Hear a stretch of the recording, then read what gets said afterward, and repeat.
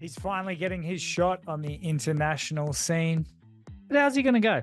Let's find out. Ladies and gentlemen, this is your main event. Live from HBF Stadium Festival Hall. Melbourne Pavilion. Not even backstage, we're literally outside. Was that the best fight card in Australian MMA history? Call me crazy, but make sure you call me when I'm right. Be good if the Aussie MMA Instagram page would give us a bit of glow up because we're killing it. Welcome to the Australian MMA podcast. My name is Mitch Tinley. Today's guest is a good friend of the show, Joseph Luciano. Now, Joseph Luciano first sort of shot to MMA prominence as the Eternal MMA welterweight champion.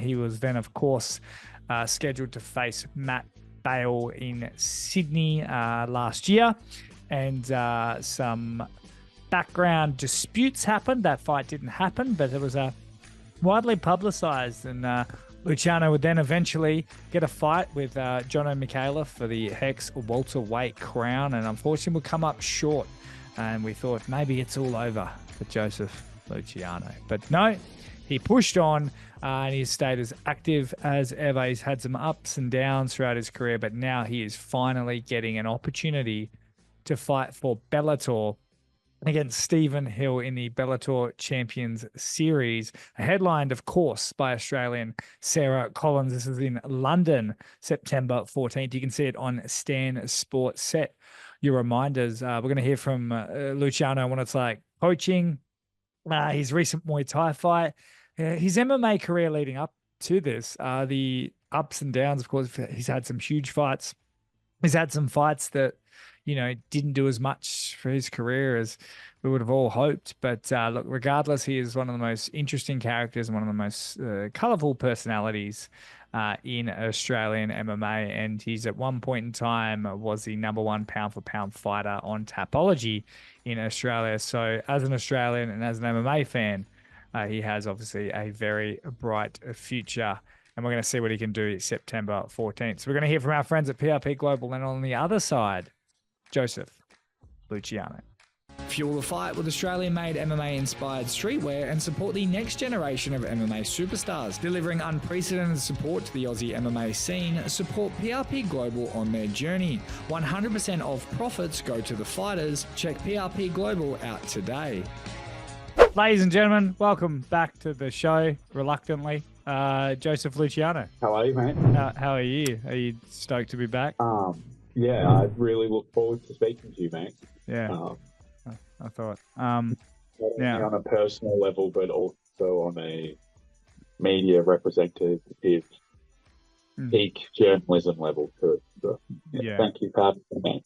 Yeah. Now, mate, worst kept secret in the world was Joseph Luciano signing with the PFL, but he actually signed with Bellator. It's fucking weird.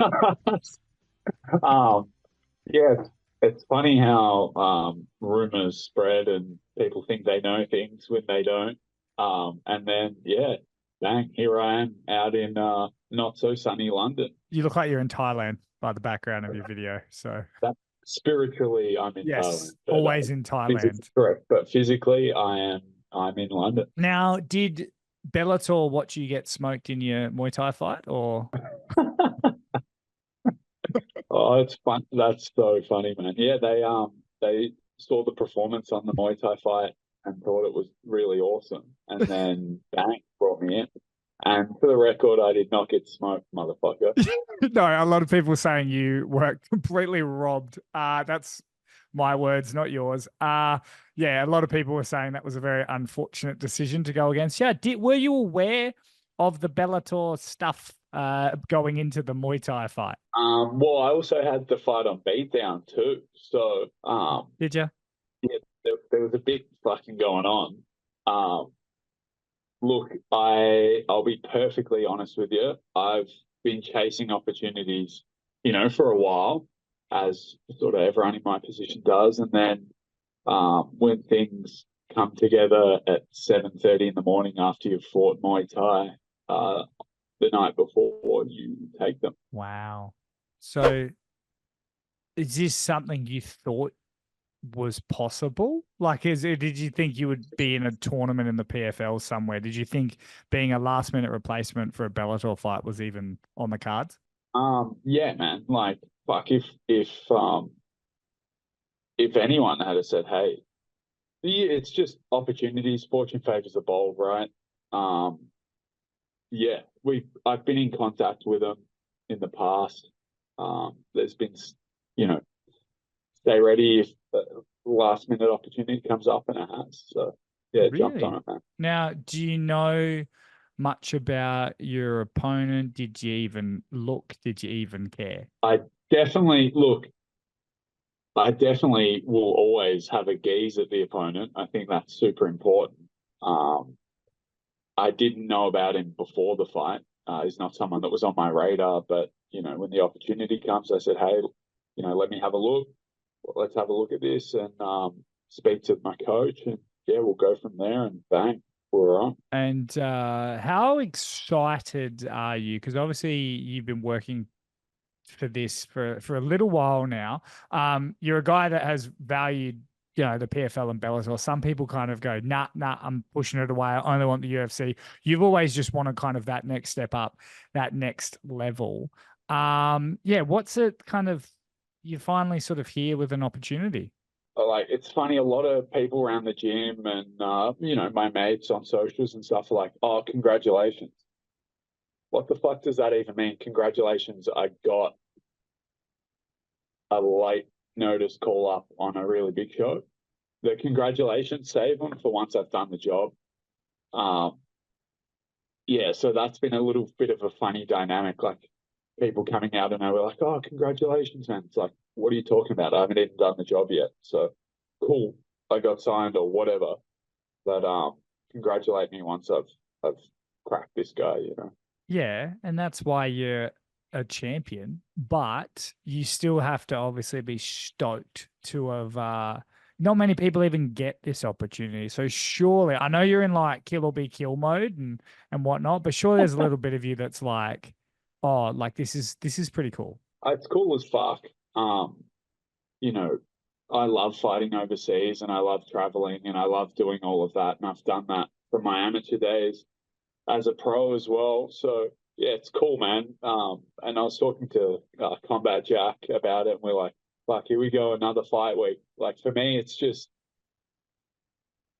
kind of what I do. So it doesn't feel unnatural, and I'm always happy to do it. And I'm blessed to be able to punch people for money. Like, it's fucking awesome, man. And you've been weirdly active this year. Has it felt good? Yeah, like, I fought Muay Thai a couple of weeks ago. I'd planned to fight Muay Thai again at the end of the year.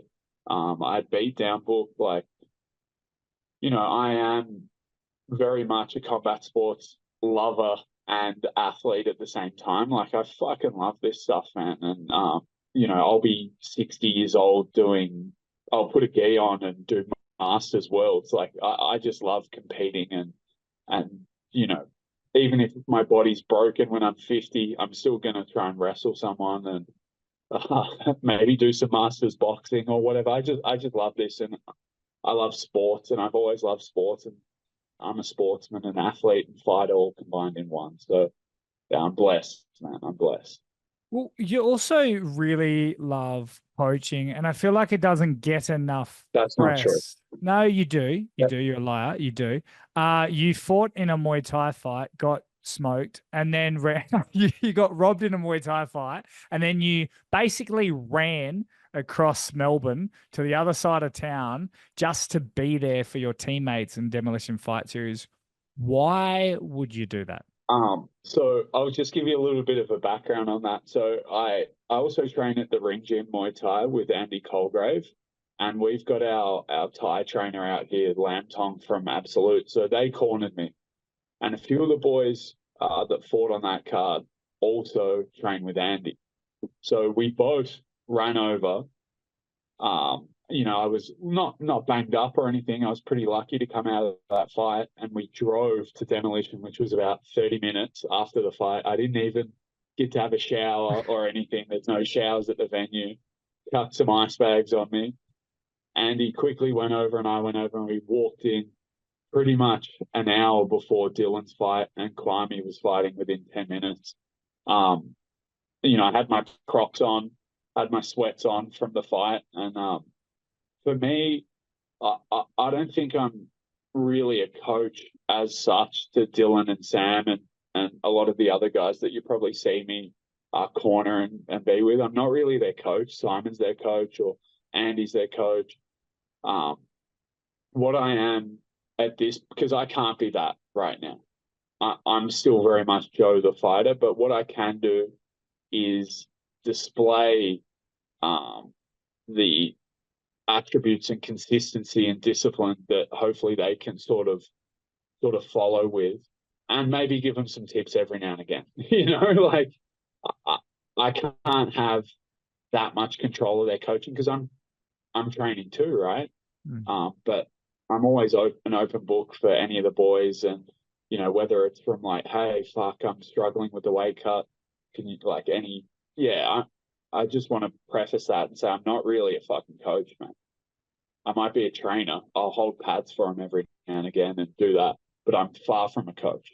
Like a coach is such a different thing to what I am. You are very much a leader then. And I feel like you're at the forefront of all of that. Of course, you've got guys like Raja who are always there. Jack Jenkins fills a sort of a spot in that role. But I feel like you are the leader of leaders. And I've seen you backstage, and you're going to act like you don't do a big deal, but you do. You're a really good sort of mentor, and you help a lot of the younger guys that you really don't have to help. Why do you do that, and why is it so important? So how I came up into combat sports was my coach Ed Badlock, who's actually going to come to this fight. He's based up in Liverpool. He's going to come down. Is there issues between you and Simon? No. Simo's on his way out here too. So. But why I do that is because I had that, and it was so important for me. And I think if I didn't have such a good leader, role model, whatever, all those roles Ed filled as well as coach, I wouldn't be where I am today. And this shit's hard for a lot of people, and anyone that it's easy for doesn't get the same experience. Like there's a young guy, and I won't mention names, but it's fucking hard for him to fight, man. Like he hates fighting, but he turns up every day and trains and still fights. And I look at him and I go, what the fuck are you doing if you hate this so much? So if I can give some of those guys a little bit of a, not motivation, I'm not a pump up guy, like, yeah, you can fucking grow out and do it. But if I can give them a little bit of stability in a storm of chaos, I think that's a valuable thing. And, if I'm making our community, gym, whatever you want to call it, a little bit better through my actions, I think that's important, because outside of that, I'm a complete piece of shit. Yeah, no, I would agree. It's a very valid statement. Now, mate, talking about your kind of ups and downs over the last couple of years, you win some, you lose some. Now you've got Jono Mikhailov. That was a great comment by me. I just want to establish that. That was huge. Nice. You have obviously the Jono Mikhailov fight, right? Which you win that one, off to the promised land. It's the world's greatest thing. Have a bit of a skid on that. You then have some inactivity, can't get fights, this, that. You don't get the next opportunity. When do you bounce back? When do you come back? You then have a fight. We mentioned Jonathan Velouz. It's not the fight you want, but you take care of business, but it's still not the explosion that we kind of expect. You then kind of go through a lot of criticism online at times, and maybe even internally. You take Muay Thai fights, you're doing what you can to sort of steady the ship. This kind of feels like you're now sort of where you were meant to be. Does it feel like you're kind of really back on course now? I think that is a very unusual statement, because you are where you are meant to be, no matter what that is. And, the Jono loss sucked, but fuck, I'm not going to cry over spilt milk. I could dwell in that and never do anything and be that guy that was cool, a local level champ, whatever, had a good amateur career. Whatever, dude. Like I'm just all put on the gas and just going forward and doing everything I can do to put myself in a great position in this sport. whatever that may be. I think some people get a little confused with what this is. You know, it is a sport. It's also an opportunity and a career too. So I think it's very important to, especially, you know, I'm very much an established professional. Like, I'm not at the start of my career by any stretch of the means. So it's important to maximize what you've got, the time you've got, for sure. Now, speaking of maximizing the time you've got, this sort of just popped into my head as well, as when we sort of reported what you were doing, the old Benny Johnston jumps in, says, you know, great job. He has a very similar situation as well, where he's done so much, but people talk about the age. How frustrating is that? And do you go through it? I don't go through that at all. You're pretty old. At my age, or at least to my face. I've never felt old. I have the maturity level of a 12-year-old boy sometimes, so that probably keeps me young. My body's fucking in great nick.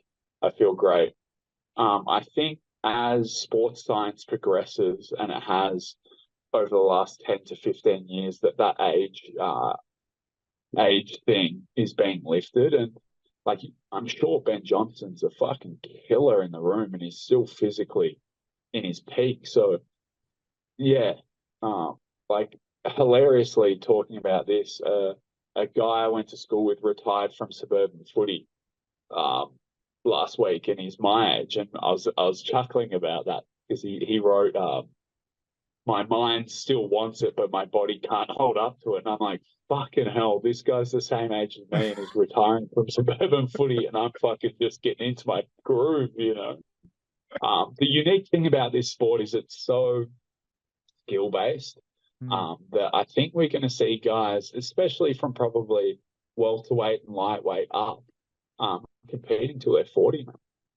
Oh, will that be you? So I've definitely got a timeline that I want to stick to, but we'll fucking see, right? What's that? I'm not telling you. I feel like it's 36.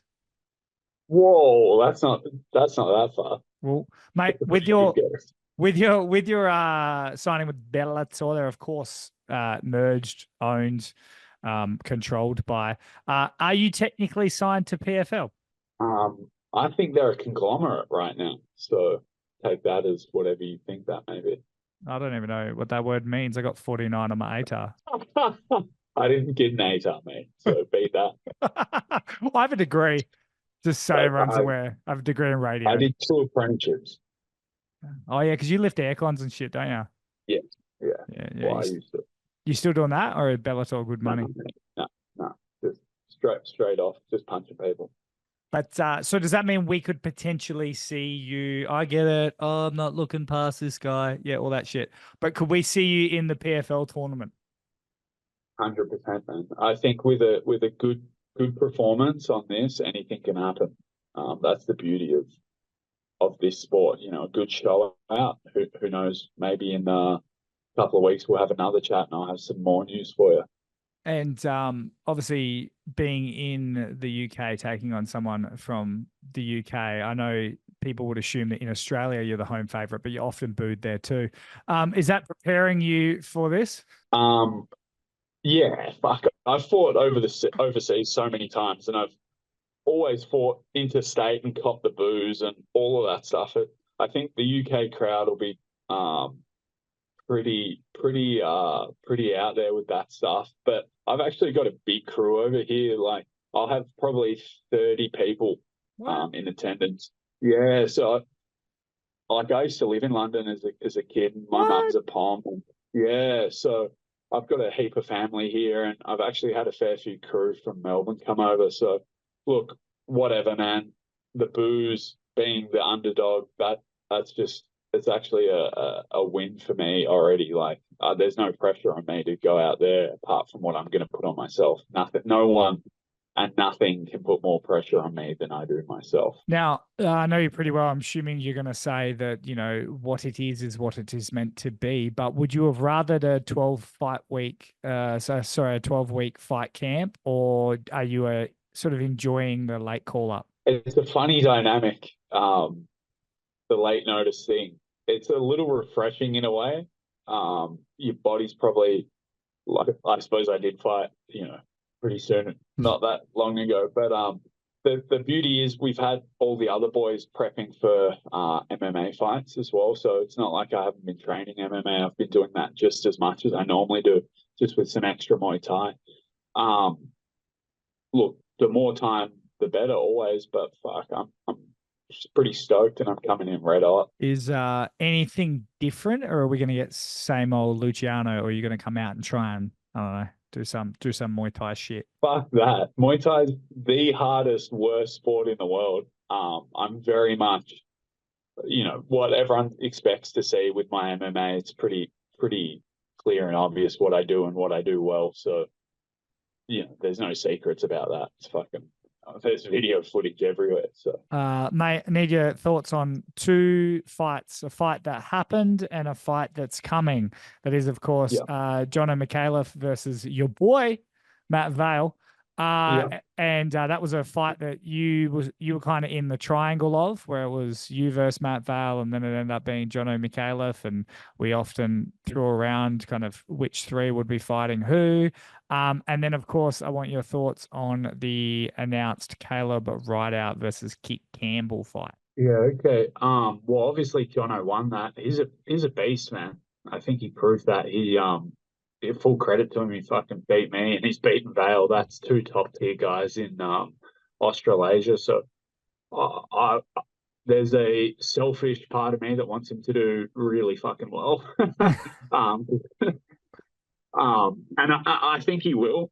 I think he will. So I thought he would finish Vale. I didn't think it'd be that early. Vale's obviously super dangerous too, but I think Jono would just be too much for him, and he did prove to be that.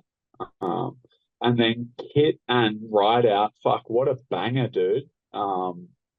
There's definitely going to be a finish in that, I think. And I would like to say I have presented a blueprint to beat Caleb. He's so unorthodox, and he can knock you out. He's not a big power hitter by any means, which I think Kit is. But he's very unorthodox, and he'll probably hit you with stuff that you're not prepared for. He beat Kevin. Like, that's a fucking huge scout.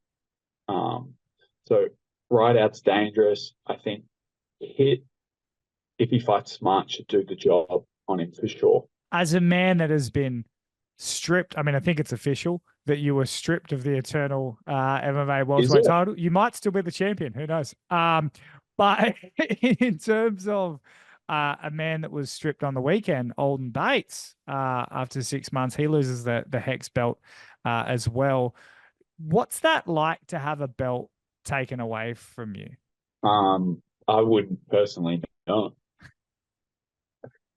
I think the way he went about that was pretty good for the sport, and probably shows that he's a decent guy. There's no point fucking holding stuff up, and whether that was pressure from Hex or whatever, but the statement he made was pretty classy.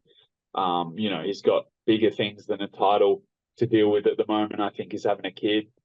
So, yeah, I think that was a good move, and I'm sure he'll get the winner of Kit and Caleb.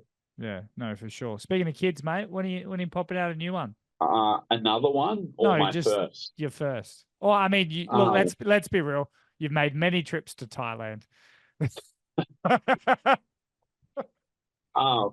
Look, I don't know, man. My wife obviously desperately wants my seed, which I can't blame her. That made me quite. But yeah, we'll see. No, please edit that out. I'm gonna get fucking killed.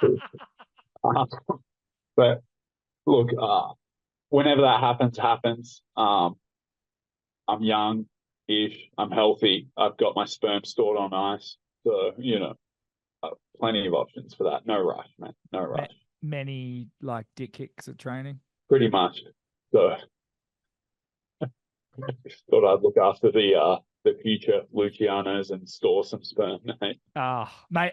What's the Bellator sort of fight week like? Kicks off. Fuck. What day is it where you are? Monday, currently at 3:30 p.m. Yeah, we're Monday too. Sammy Miles and I got in here a little bit early, a few days previously. Just wanted to get a sweat on and adjust to the time zone and all of that. So it's been pretty chill, man. It's been pretty chill. Do you have any like photo shoots, press conference? Do you have anything like that Yeah, you have to do? yeah. There's a whole schedule, and there'll be fucking all of that jazz. Press conference, ceremonial weigh-in, all of that. Have you had any UK interviews? No, not at all. Not at all. Not yet. So we'll see. We'll see what happens with fight week. I haven't really like put myself out there either. So we'll just see what happens. I'm happy to come in as like a bit of a sleeper and quiet grey man, and then steal the show on the night. And how cool is it to be on a card that is headlined by an Aussie, Sarah Collins, of course, in the main event against Liam McCourt? Yeah, so Sarah's not just an Aussie to me; she's my teammate, man. So we both train at the ring gym under Andy Colgrave, and she'll come and spar at Absolute every now and again too. So like Sarah and I, more than just cool. It's an Aussie. I don't really care too much about. It's a teammate that I train with multiple times a week, so I'm fucking stoked for that.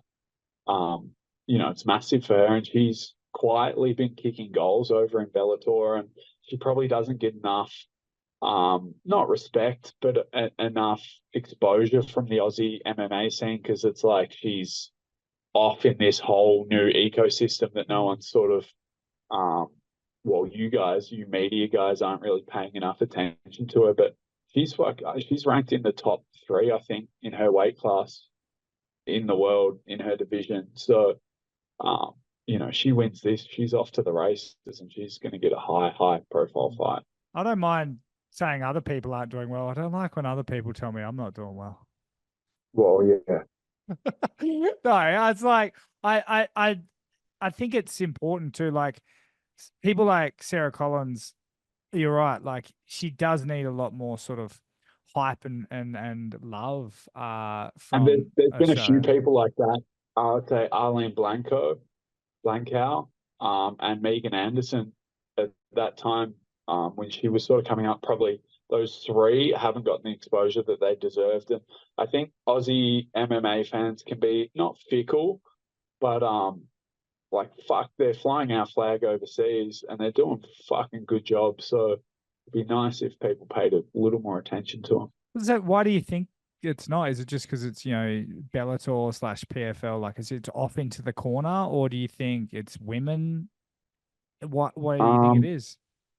I would like to think it's not women, because we've got a thriving female scene across MMA and Muay Thai.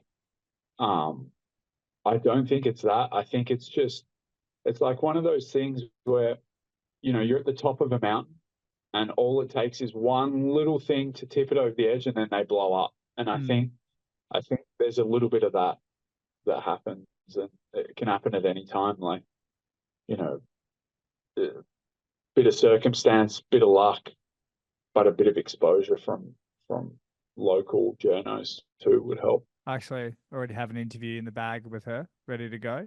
Fantastic. Yeah, no, it was about to go out right now, but you wanted an interview now, so you actually bumped her getting press. So, fuck, what a selfish fuck. But hopefully, I've turned it around. No. It's very good. Won't take too much more of your time, man, but it does feel like a very weird, like you said, it doesn't feel like a congratulations moment just yet for you, but it does seem like it's all right there. And I'm going to go out on a limb here and say that you're going to be pretty disappointed if this is the highest you get and the most international exposure you have. Of course, mate. Of course. It's like, you've done your apprenticeship, and then you have your first job. It's like, I'm not settling on that. I want to do the whole fucking building, mate. I want to get it big, massive. So, it's my first big international one. It's just the start, man. It's just the start. Is this how you look at it? Like, it's literally now just the first job? 100%. It's like starting again. When I went from amateur to pro, you know, I had my success at amateur. As soon as I went pro, it's like new leaf. This is the start again. And then, you know, doing the grind on the local scene. You know, I started international and then went local again, and then bang, start again. Yeah, you've got to reset yourself. Does that mean post-fight we're going to hear, like, don't be dumb and stay off the gear? I don't know if that'll fly out here. I think they're pretty into the bags out here. I might get some more booze, but we'll fucking see, eh? We'll see. Oh, mate, you're an absolute legend. Not congratulations yet. Go out there and do your fucking job, and then we'll Fucking oath, mate. we'll chat again. No, honestly, mate, couldn't happen to a worse guy. So best of luck, and we'll see you on the other side. Thanks, mate.